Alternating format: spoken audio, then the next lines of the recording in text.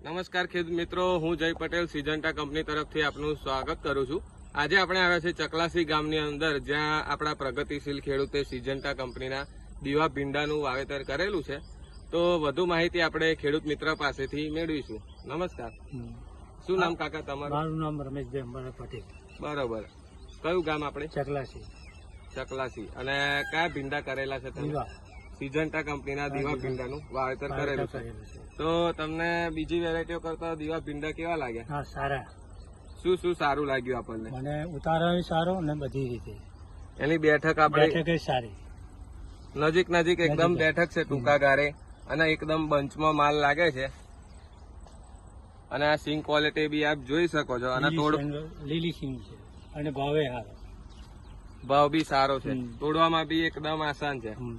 અને આ કેટલા વારા તોડ્યા છે? લગભગ 25 વાળા રહ્યા છે। 25 વારા તૂટે છે। અને અત્યારે છેલ્લા વારામાં કેટલા જબલા નીકળે? અત્યારે 25 જબલો નીકળે, 25 જબલા તૂટે છે।